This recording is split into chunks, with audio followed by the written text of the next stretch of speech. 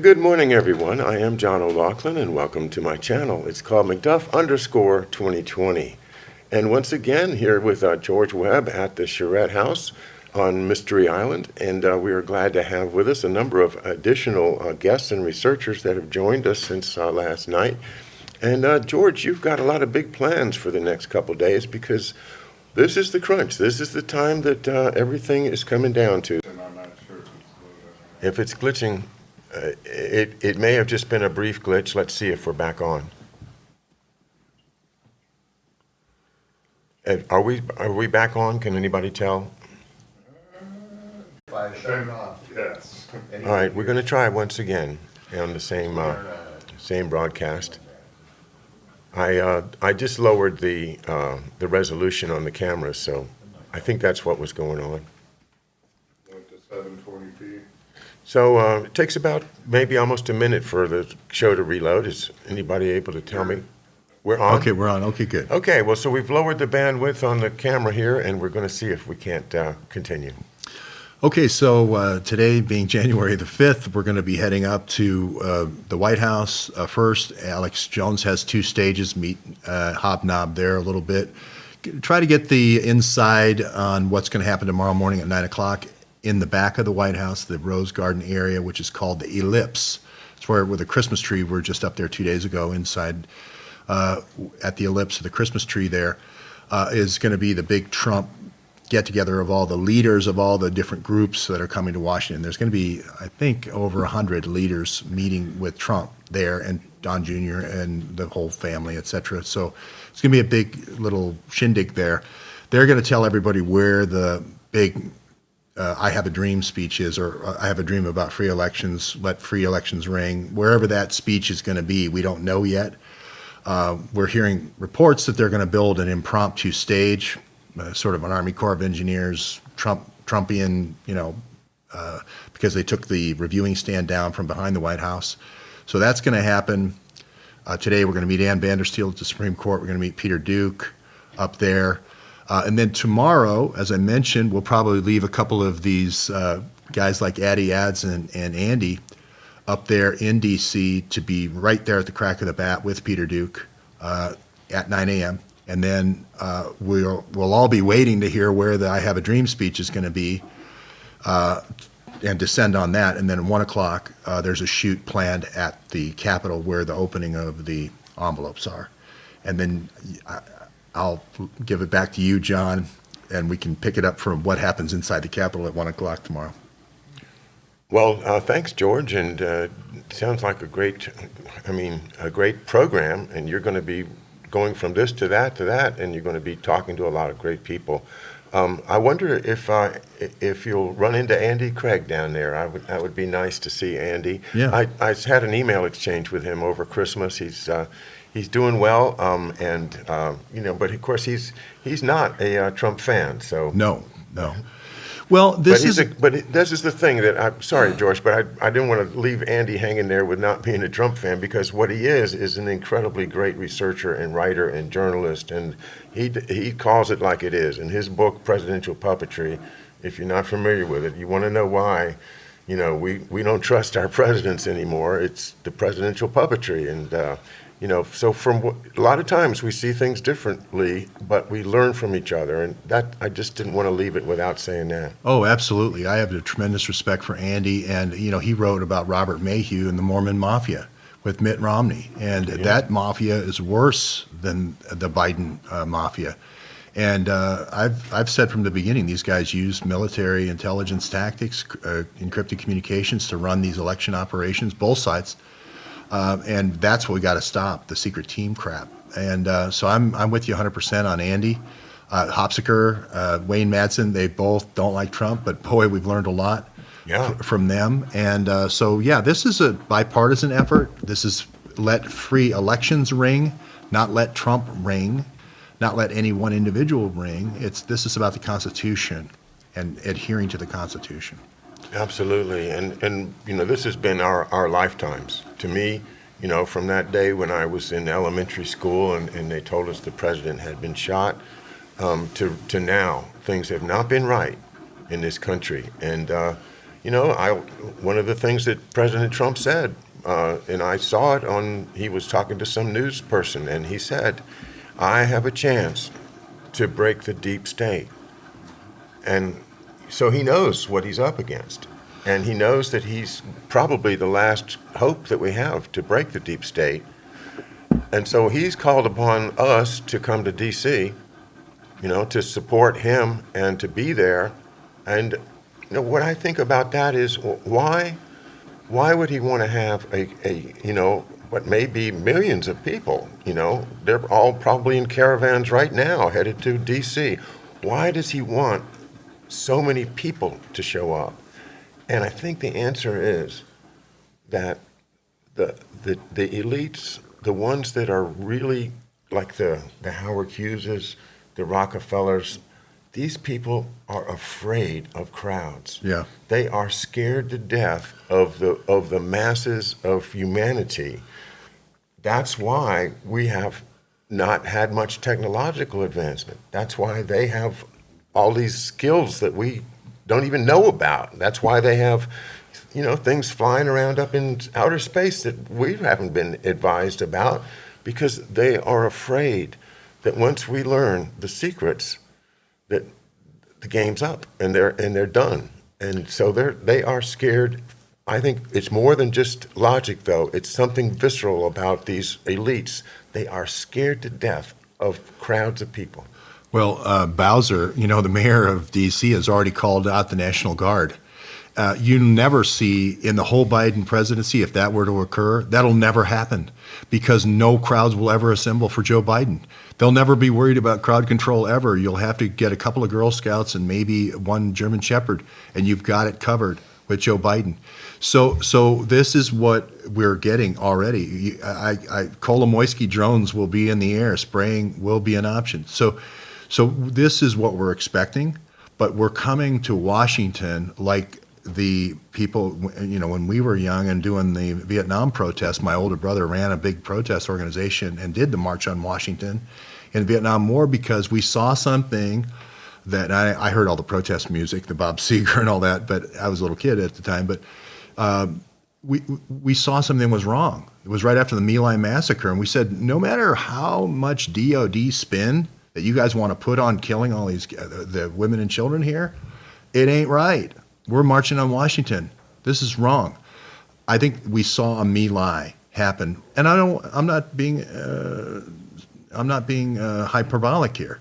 We saw a My Lai happen in Georgia. We saw a My Lai in Michigan. We saw a My Lai in Arizona, Nevada, Pennsylvania is probably the worst My Lai, and these are in the hundreds of thousands, John. These are hundreds of thousands of votes. So, that's true, George, but come on now. They haven't been sprayed with Agent Orange and set on fire or anything. We don't know if that's not in the plan, though. If you look at Kolomoisky and his history with these Serbian guys, they've sprayed a lot of people. In China, they sprayed a lot of people. So crowd control spraying is an option with these people now. With DHS and the Chertoff crew and the Tom Ridge crew, spraying is an option.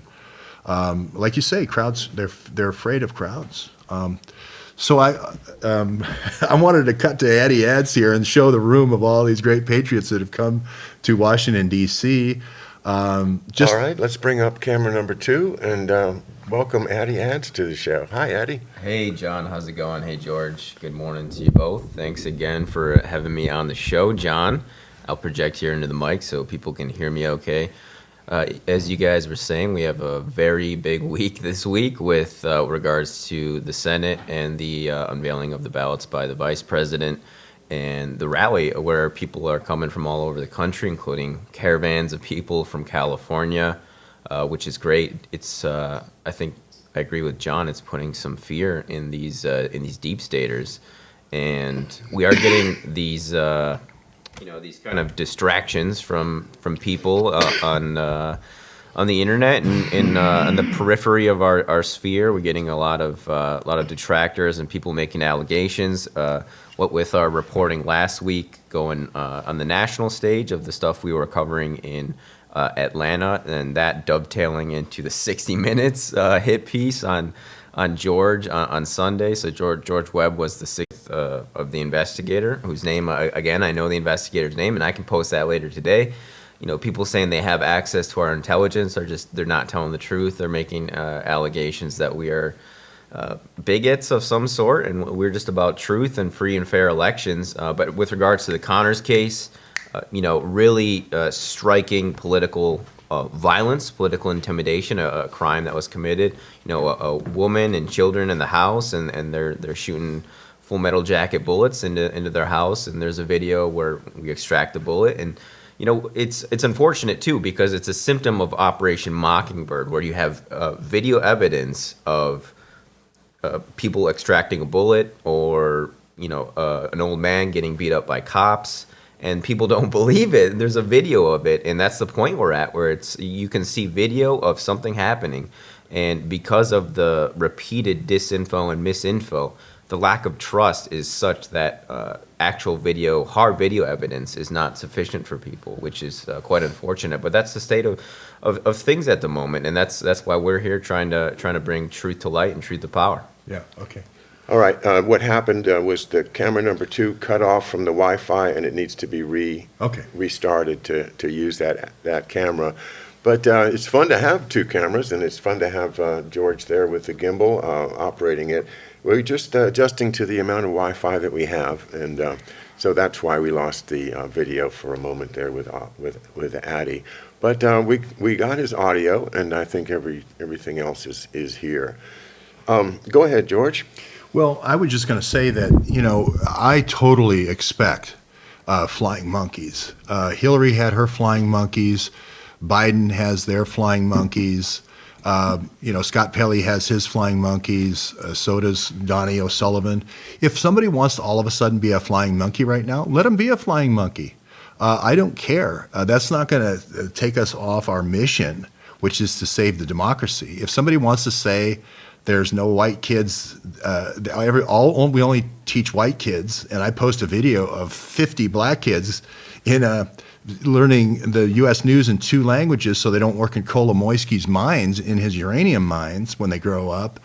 That typically, for most reasonable people, they see that and they go, it seems like they're educating all the kids in this orphanage they built, and it seems like they don't want them to go work in Kolomoisky's uranium mines. That's what it seems like to me. That's what the video evidence is showing me. But you're going to have people on saying, no, we only do this, only do that. Here is Andy, but Andy, you're off camera because my camera's down, but you did like a whole series. People say there's no outreach. No outreach. We're not, okay, here we go. So you stand right there, Andy. Okay. People say we're doing no outreach to veterans groups in Michigan, and I posted about 30 pictures. I mean, all you gotta do is, it's called Little Blessings Veteran Outreach.com. You can just go to the website right now and check them out. I post their, if our YouTube channel didn't get taken down every week, you would see the 20, I think we're up to 26 episodes we've done this year. It's something I volunteered to do before I even met you, George. So it's definitely something that actually happens. Now, and have we met with community leaders, the local managers of the township and the county? Of course, they're my good buddies at this point. Greg Moore Jr. and little Paul Peroni action. They're the county commissioner of Monroe County in Michigan, and the local township supervisor up there in Bedford, and we try to get stuff done on a local level too. We feel that's where you really create an impact. Yeah. Yeah. So people really, John, have a choice. You know, they can believe who they want to believe. They can, you know, Scott Pelley is going to hire a whole bunch of he's going to hire a whole bunch of flying monkeys to say crap right now. Why? Because they want to knock this story down. Why does it happen all the day before we go up and see Trump? Why does it happen before Peter Duke shows up and Dan Vandersteel shows up?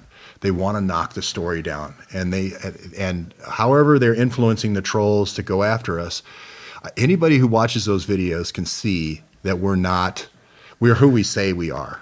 You know, it isn't anything more than what Andy said, and it isn't anything less than what Andy said. It isn't anything more than what Addy said or I said. It is what it is.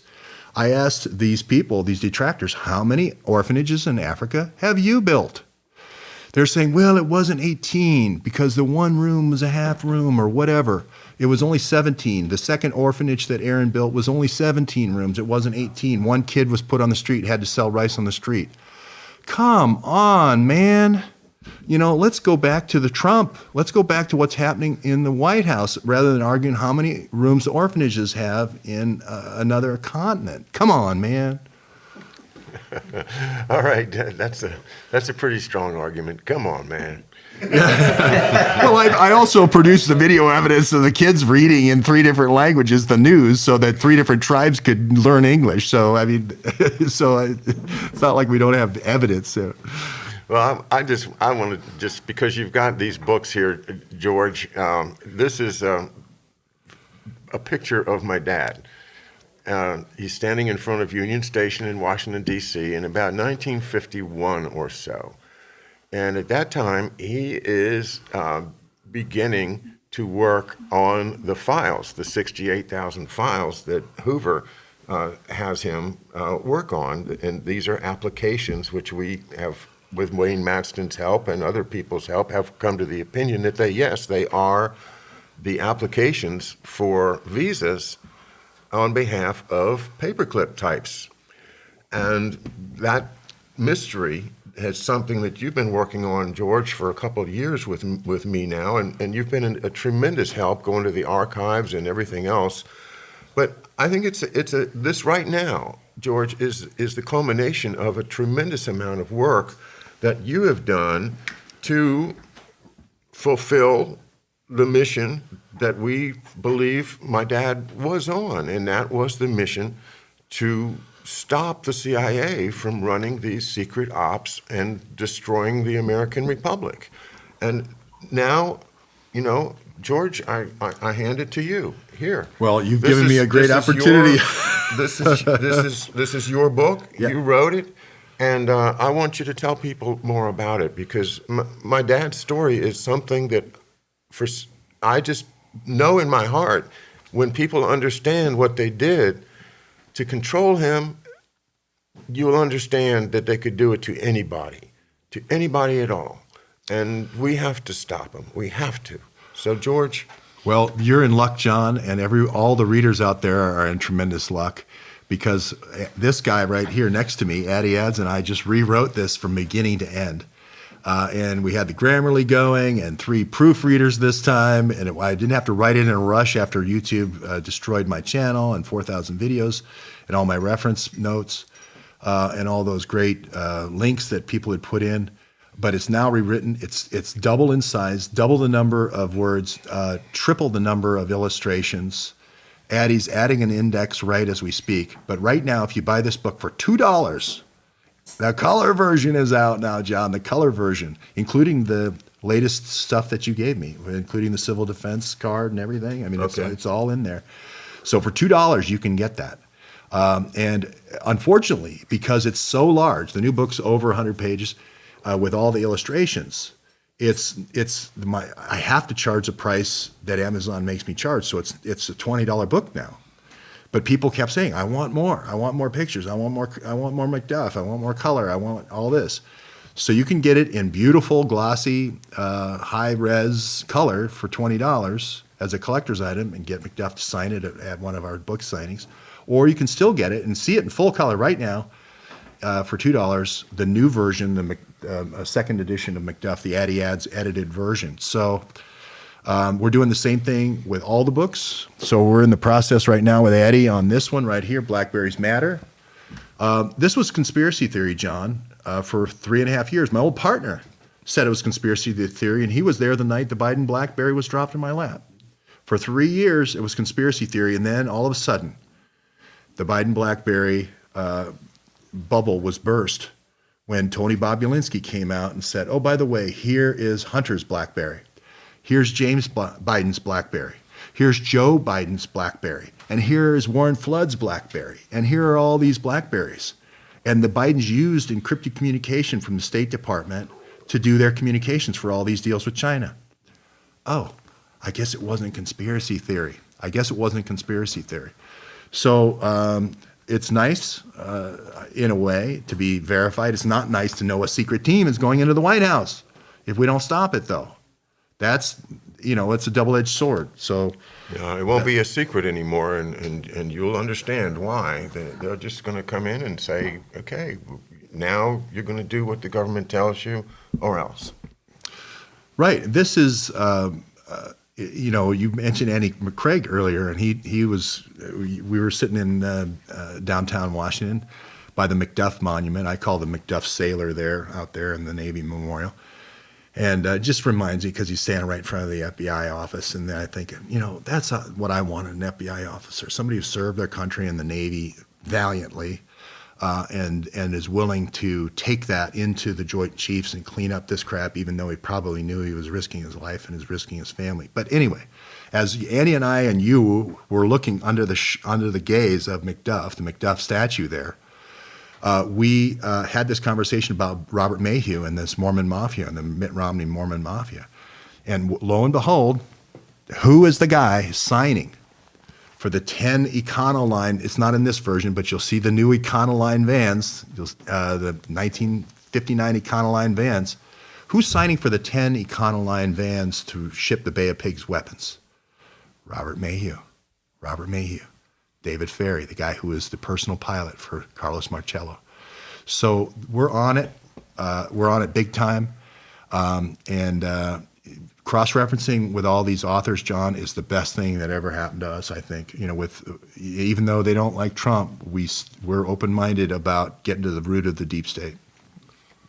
Well, yeah, and all of these authors have been terrific in helping me to flesh out the story of my dad. And at screamingospreys.com, you can still see the book train goes by, and if you punch on the book covers, then sometimes you'll get to what we've restored of the book readings. Sometimes you won't see anything, but we're going to refill the entire book train with all the books, and folks here have volunteered to help me, and we're going to get it done.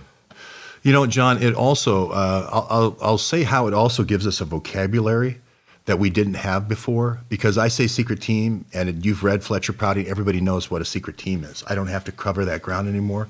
Addie was asking me about, hey, John Foster Dulles is different than Alan Dulles. He was more quiet, more library-like. Dulles was going to, Alan was going to all the parties. And I said, well, the idea of the brothers, where Kinzer was going with that, is the State Department became an extension of the CIA. Yeah. The State Department became an extension of the CIA, and they projected their power through controlling the State Department. And that's the story of the brothers. Boom! What a concept, right? That's a concept that changes your whole view of history, John, in that one book. And every book that you have on that book train is like that. Yeah. It's just a world you go, oh my God, that's why they are the same, because of the Dulles brothers. And it's just every book is like that. And what we focused now on in my book readings, I'm reading 3 books now at the same time. One of them is Population Control by Jim Marrs. The other one is Killing the Planet by Paul Williams and Rodney Howard Brown. And the third one is Edwin Black's incredible book called War Against the Weak. A war against the weak is Nazism. It's exactly what the Nazis did. It's the idea of we are the master race. The weak ones need to be culled.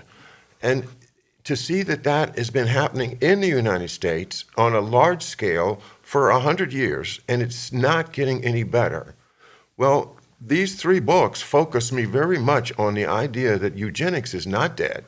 Eugenics just changed its name into genetic manipulation or genetics in general, and population control. Well, population control is the present version of eugenics, which means, control by culling. And that means, let the old people in the nursing homes, just let them die. The people who grow up, who are born with birth defects, let them die. People who have injuries that render them unable to work, let them die. Just let them all die, and at the same time, we will be culling humanity as a whole, looking for genetic imperfections, and when we find people that are not as perfect as we are, we're going to eliminate them too. I am not joking about this, guys. They are very, very serious. They are on the case. The Georgia Guidestones are real, and we can't lay back and let them do it. We can't. Yeah, Ads made a trip out to the Georgia Guidestones recently, and which says, the first thing I couldn't believe, I said, Addie, does it really say 500 million? And he said, yeah, it says 500 million. I said, come on, man. He goes, no, I took a picture of it. He took a picture of 500 million. And I'm not big on the whole population control, but I do think this whole Wellcome Trust is population control, not reduction, but control. I do believe the Wellcome Trust is, for 100 years, like you said, been doing this. It was originally in Africa to denude Africa of people who didn't want to work in the mines. And, the regime in South Africa kept that going, kept that development going, and then some development in Holland of all these biochemical weapons. But you do have things, Edwin Black you talked about, the Havari Agreement, which is basically what you said. We're going to give up everybody who's not an Ashkenazi Jew. We're going to take all their money and artwork. We'll have Soros, store it until he's old enough to broker it, and we'll move our guys to Israel. Right now, I'm very staunchly pro-Israel, but I don't want to build it on the backs of 6 million people going to the gas chambers. Okay, so you have to, and the Nazis were the eugenics. You want to talk about eugenics? They had every program going that you can imagine. I tell you a quick story, John. I played a kid with muscular dystrophy in chess, and my mother was a hairdresser, and his mother was a customer of ours, and we had that little shop in our house. And I said, oh gosh, I thought I was pretty damn good in chess. I said, oh gosh, do I have to? Yeah, okay. I'm gonna go over to his house and play him in chess. That kid was so incredible. He could barely see the chessboard. He had to get real close to see the. He beat the crap out of me 11 times in a row, and I was damn good. This kid beat the shit out of me, and he couldn't stand. He couldn't stand by himself. He had to get like this close to the queen. Is that a queen or is that a bishop? I thought, I'm going to crush this kid. That shows you, John, that you think you know, but we don't know. We don't know what's going to happen in science going forward. We don't know what's going to, muscular dystrophy is only one gene. It's a one gene deletion. Who's to say we won't fix that? We won't have gene therapy. There's a whole bunch of future here. We should look at it as an opportunity, not as people that need to be weeded out. Jim Marrs, of course, wrote all the great paperclip books about how all those Nazis went from all those death camps straight into our national science labs. The rise of the Fourth Reich. Rise of the Fourth Reich. And that's serious too. I mean, people that have not done any background work, and people who basically are hoping that Uncle Democratic National Committee people are going to take care of them for the rest of their lives. Those folks don't want to hear it. They just don't want to hear it. Yeah. But I'm telling you, it's real. Well, and your dad worked on it. I mean, these guys that came in to the country on the 68,000 files, the DISC, which is the Defense Industry Security Commission in, I'm getting the C wrong, but in Columbus, Ohio, was the Perm Index, and the Perm Index. Lewis Bloomfield and so forth, and the Mega Group, Max Fisher and Wexner, their whole idea was, how do we disguise these collaboration Jews that were part of the whole Nazi war machine and the whole drug development machine with IG Farben? How do we get them in? So let's disguise them as Russian defectors. So this is why I believe your dad kind of his career moved to Russian defectors, because they knew that they were sheep dipping these Nazis that were at the death camps as Russian defectors. Hey, we'll get them in. Hoover likes Russian defectors. He hates communists. We'll get them in as Russian defectors. So your dad becomes the man with Russian defectors. We don't know which one yet, or which ones. We do know one, Golanowski. But this is the fascinating. Skarbek, you mean? Well, and Skarbek, Polish. Yeah. But Golanowski. Well, I guess you could say he's Polish or white Russian. Yeah, white Russians. So yeah. So what I was saying is, join the train now, join the book train now, because we're just on the edge of finding out who are all the defectors that Macduff worked with, because we know he worked with the highest level. The number one, John, that we have to start opening our minds to is Oswald, because Oswald was a Russian defector at one point. He went to the Soviet Union, renounced his citizenship, and then came back. And I'll tell you exactly when I think it happened. June 6th, 1962. You check it out. Oswald took a slow boat back to New York, and then he was taken to Washington, D.C. for a polygraph. Now, let's see. How many people has anybody in this room ever administered a polygraph? I know one guy who did. Macduff. I got a picture of him at the World's Fair. I know it's 1965 at the Corona Park, right? You gave me that picture. Yeah. But I have a feeling that's where he met Oswald. Corona Park. Corona Park. Is that where that is? Corona Park was the World's Fair in 1963. Oh, God. Your dad is standing at Corona Park. I didn't know the name was there. And then you've got your Corona satellite, Bissell's project. Oh. We know Hoover was dossiering Oswald on June 3rd, 1960, asking for the State Department to send the files to Macduff. Yeah. We know that. My dad had a briefcase with him in that picture, if I recall. He sure did. He sure did. A big briefcase. And he had something even bigger in his pocket. Probably. Yeah. You can see it in the Okay. picture. Yeah. You can see it. Yeah. So anyway, would Hoover not want his best man to meet Oswald at the ship when he got off the ship? Or is he going to say, I spent my life fighting Russians. This guy just coming back from Khrushchev after we shot down the U-2 1 month after the U-2 shot down. Are you going to say, just have fun. Here's some spending cash up, in New York. Have at it. Somebody had to meet Oswald in New York. Somebody had to bring him down to Washington, D.C. Why is Oswald coming back from Russia? Why does he want to go to Washington, D.C.? If not for a polygraph? To meet somebody at the State Department? Maybe. But the State Department had already given him a visa. They'd already returned his passport to him. So why the polygraph? We don't know the answer to that yet, but we know a year later, he's the guy at Joint Chiefs of Staff, or a little more than a year later, he's the guy at the Joint Chiefs of Staff doing the report to Sullivan, his ex-boss at the FBI, about who? Oswald and Ruby, the two gun runners in Bay of Pigs. There's more to this story. Join the book train. Get on the book train. Send John a little Patreon. Get in this. This is fun. It is fun, and it's intellectually stimulating for people that probably used to like to read books about things that are a little bit complicated, because you have a mind that probably during school there were some things that you enjoyed exploring. Maybe you got into biology, or you got into history or math, or whatever your thing was. And you got curious, and you just kept on being curious and learning that way. And to me, that's the way that I remember things, is when it comes out of my own curiosity. So what George has done is stimulated curiosity in a big way, and he's helped me in a big way too. So I can't say enough about getting George's books, and it supports his work, and that's what's crucial to me, is that we keep supporting George Webb's work. Even if it's $1 a month on his Patreon, folks, it adds up. So think about it. Yeah, sign up today.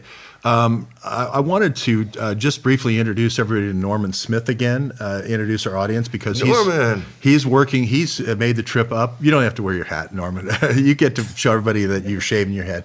I tell you what, I'm going to switch seats, and you just grab these headphones right here, because I might ask you to sing. Oh, no. All right, just arrived from Wilmington, North Carolina, and hasn't even unpacked his guitar yet. Well, that's okay, John. We got one for him right here. All right. Oh, boy. Mr. Norman Smith. Thank you. Oh, boy. Did you like all the forewarning I gave you? Yeah. You might have to tune it a little. I tried, but I didn't. There you go. Sorry about this, guys. We're playing a little Chinese music for you now. This is called Tu Ning.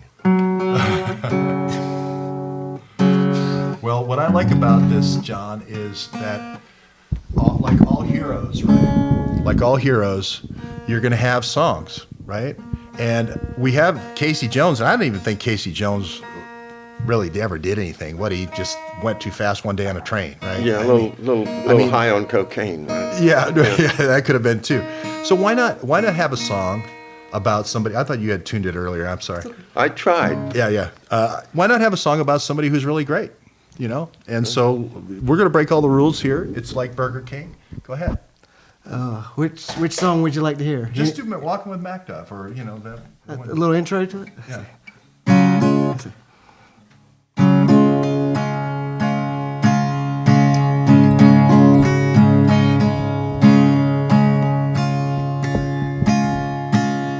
MacDuff, walking with MacDuff, MacDuff, walking with MacDuff.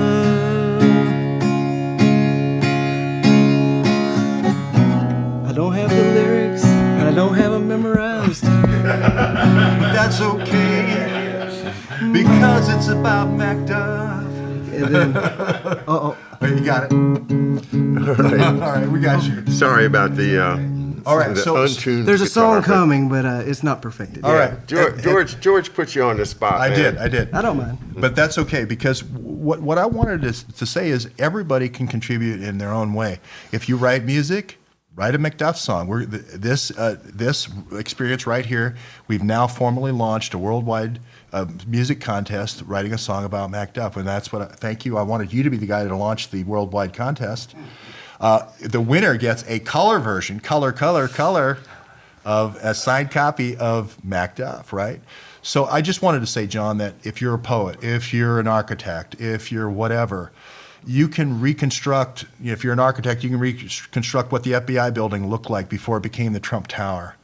You can reconstruct, if you're an artist, you can paint a picture of this book cover and give me the artwork, so I'll make it the next book cover. So it'll be an artist's rendition of that. If you want to write a book, we had Wendy came to our last Charette that you met her, and she wrote a companion book, and I incorporated it right into the video series. So it's not a college subject yet that you can get a PhD in, but I hope it is one day.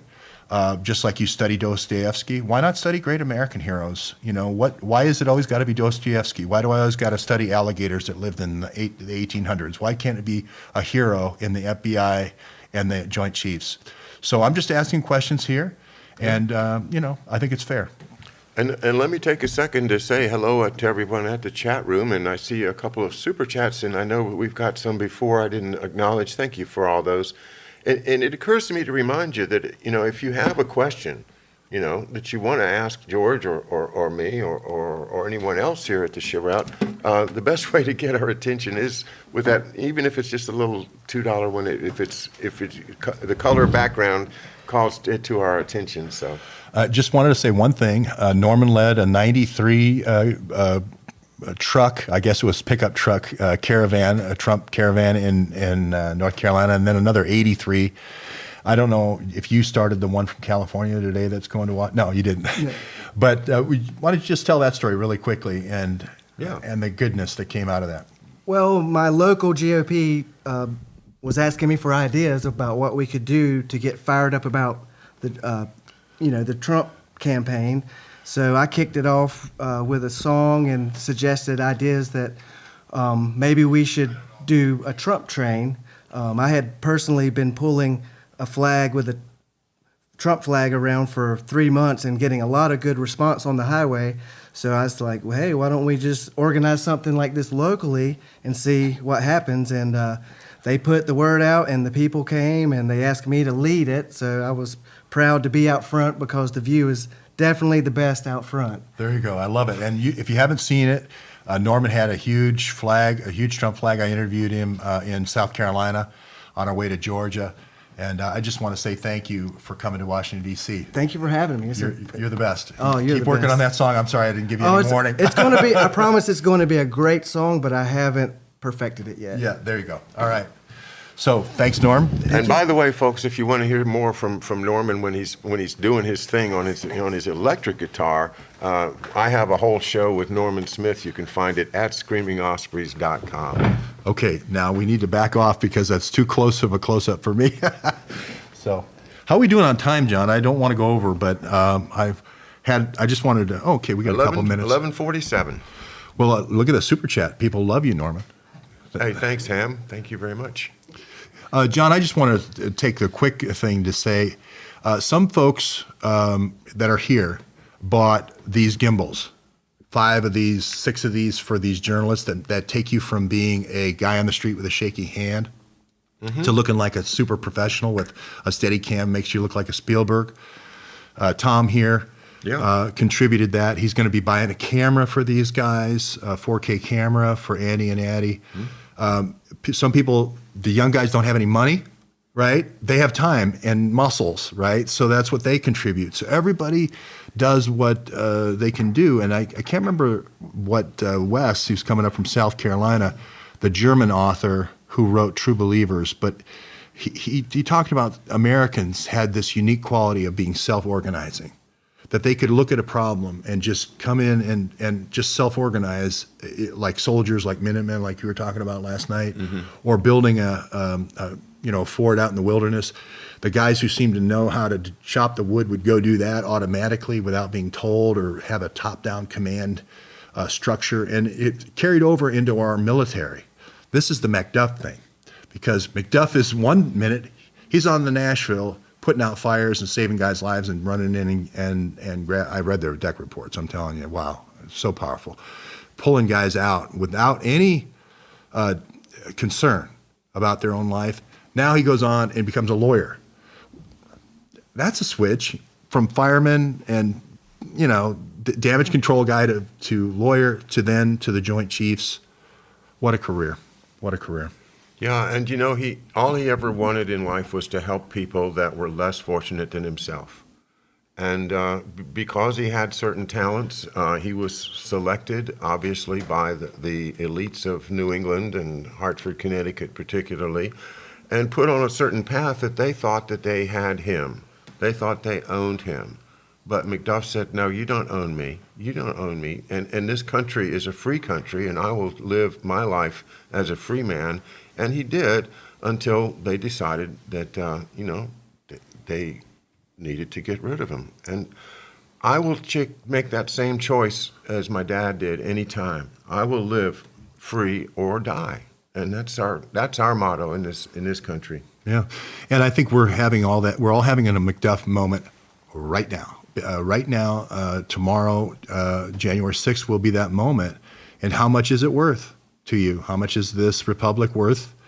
I'm not saying take arms. We talked about that last night with Paul Cottrell, the Second Amendment versus the First Amendment. We're all about the First Amendment. But I'm just saying, take to the streets. That's your feet are a way of expressing the First Amendment. Take to Twitter, take to YouTube, et cetera, if you can't be in Washington, to retweet people, support them. The people who all of a sudden have a meltdown the day before it's the most important day of the battle, and you have, you snore or you have smelly socks, in the guy who's a Minuteman right next to you, right before Washington's telling you, hey, we got this thing called Yorktown. It's go time. For the people who are complaining about their cabin mates because of some personal unattractive quality, it's the wrong time to do that. It's time to get on the bus. It's time to get to Washington. It's time to make a difference. It's time to be here with these people, not be a coward in your basement, afraid of your own shadow. That isn't life. That is what they want. They want you to be that, I don't want to say shrimp zoo, but somebody very much like him wants to be in a basement hiding by himself with a mask on because the bad government told you that we were going to spray you with a bioweapon. I don't care if they spray me with a bioweapon. If I'm going to die, I'm going to die feet up, right?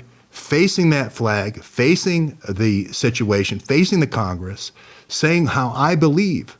I'm not going to hide in a basement with a mask on by myself with all my guns. Oh, great, you got all these guns. What good are they? What good? You've got your Second Amendment covered, but what about your First Amendment? What about your First Amendment? And just so people don't take it the wrong way or get smart about this, George doesn't have guns. I have never owned a firearm. I don't have guns, and we are not firearms people that want to go around and carry them or use them or anything like that. This situation is no worse than this country has faced before. This country has survived to now, and we should have learned a lesson that violence is not the answer. But we saw Kennedy. We saw our president murdered. We saw the shots coming from all different directions. We know it's a conspiracy. We know every president after that is an illegitimate president. Now, if we let this is sort of an electronic Kennedy assassination. This is sort of an electronic assassination that we've all watched it. It was like right out in front of, we were making jokes about it. I wonder how long it's going to be before Warren Flood drives the Ferrari down here with a big duffel bag full of votes. It was like we willed it to happen. It happened about an hour later, right? Here came the red Ferrari. So this happened in front of our eyes. It was the same people who did the 2016 election, right? We got to step up and say something. This thing, and we're not saying anything Second Amendment. We're just saying put a quarantine, put this into go to the House. Pence opens the envelope tomorrow. Kelly Loeffler and a whole bunch of other senators stand up. They say this is wrong. It goes into debate for 4 hours. Maybe it's 4 hours per state, and then we have a long filibuster. But then Pence says the Senate is not resolved, and he throws it over to the House, and the House has to. It's right there in the Constitution. The House has to vote per state delegation. They get to debate it, and they vote per delegation. Nancy will table it, and that will give Trump, in the time that's tabled, because they don't want to make Trump president, in the time it's tabled, that gives Trump a 30-day period of quarantine to be able to dig down into these charges. He said it last night, John. He was in Dalton, Georgia, and he said it last night. 250,000 more votes than voters. Mm-hmm. That immediately, any senator voting that's Pennsylvania, 20 electoral votes. Any senator voting for that, can't do it. Michigan, more in Wayne County, way more votes than voters. There goes Michigan. What's Michigan? 13, 14 electoral votes. That's 34. You only need to have one more. I think there's a total of 79 in question in the 7 states or the 6 states. And I go with Mike Flynn. I'm not a big Mike Flynn supporter because I think Sidney Powell has led us down the wrong path. She might have good intentions, but she led us to the wrong country when we should have been talking about Serbia. But I do like what Flynn says about the runoff elections. If you have a jimmied election, a fraudulent election, have the obvious fix is to have a good one. If you swing and miss at a baseball, you don't go, well, that's it. I'm never going to play baseball again. No, you dig in the box and take the next pitch. And Flynn has said he can do the runoff elections within 30 days. We're doing it right now. Today in Georgia, we're doing a runoff election. If we can do it for a senator, can't we do it for the states that are in question? And we've got to do it for the health of our children as well. I mean, I was just thinking when you said training baseball, I was reminded of when I was a kid and I went to Little League and I wanted to play, and I really didn't have any skills. I went up there. They give us batting practice, and I remember that Coach Midge Fletcher told me I was stepping in the bucket. He said, "Don't step in the bucket." And I didn't understand what he was talking about. Don't step in the bucket, and so he explained it to me, and he coached me, and so finally I was able to make a connection with the pitch, and his son had a child, and so his grandson or his grandchild, I think it was a female. I'd learned last year that she had died of an overdose. And this is so sad that people all around the country, all over the world, are suffering from these addictive substances that are being brought into our country by the same secret team, the same people that were doing it in the 1950s, in the 1960s, in the 1970s. They're still doing it, and it has got to stop. It has got to stop. And that's another thing, that Trump couldn't stop it during his first term. He doesn't like drugs. He doesn't like alcohol. He is a clean living guy. We have got to have a second term so that he can complete all of these missions that he's been on since he got elected. There's another author that you were just reminded me of, which was Doug Valentine, who also doesn't like Trump, that we've learned tremendous amounts of, that we love Doug. TDY. Yeah. TDY setting up the CIA and catching him in the act for the drug running. If you want a team right here, if you want a team that's going to go after Lewis Bloomfield, that's going to go after the OSS, the William Stevenson little ring, the Perm Index, that basically was the drug index to run drugs and heroin in the old Meyer Lansky Mossad network in the United States. If you want somebody to go after that, you're on the right Patreon. If you want somebody else to talk about smelly socks in some barrack somewhere, and that's going to be the issue of the day, you're on the wrong channel. We're going right after the same people that McDuff went after. McDuff, I don't believe, was just going after paperclip Nazis. He was going after this drug network. And this is the untold story here in all of our work. John, people say, cat ladies. They always hit me with the cat lady thing. Oh, George and cat ladies. They got dead grandkids. They got dead children. Yeah. That's why they're supporting us now, because they don't believe the State Department anymore. They don't believe the DOD anymore. You sent my kid away, you got him killed, you got him overdosed. He came back, Andy DeBala right here, working with the vets coming back, committing suicide. And we're working with the vets organization so that they have animal therapy from the day they get back from deployment, right? Suicides all over the place. Still 17 vets a day dying from that. Well, if you're going to affect it, you got to do something. You got to do something. You got to go out there in the world and affect something. Do something. Go outside and describe your shoes to somebody. Just do something. Get out of your basement. Take the frickin' mask off and get out and do something. And that's what we're doing here. You're seeing a bunch of people that are taking action. They're not sitting in their basement. And you have a clear choice. You can get a mask on, shut the world out, and sit in your basement, or you can come to Washington, D.C. and make a difference. I know how all these people made their decision. The choice now is yours. And absolutely, George, just to remind everybody, they do have a National Park Service permit. It's not like it's an illegal anything. It's absolutely completely legal. And that's one of the great things is even though Muriel Bowser, the current occupant of the mayor's seat in Washington, D.C., is so scared that she's called out the National Guard, and everybody says, well, great. I mean, that's just more cops to help the Trump people, avoid getting entangled with some of the more scurrilous elements of the left, whose names we don't need to mention. We don't need to say Biden. No. All right, guys, thanks for being with us this morning, and it's rolling up to noon, so everybody have a great afternoon. George, such a privilege to be here with your Charette and to share everything with everybody. Thank you, Norman Smith. Thank you, Addie Adkin. And thank you, Andy. Yeah. And everybody else. And Tom here. and everybody. And Thanks, Tom, everybody. Yep. A round of applause for McDuff. All right. 1, 2, 3. All right. Thanks, guys. Okay. George Rockney in the house.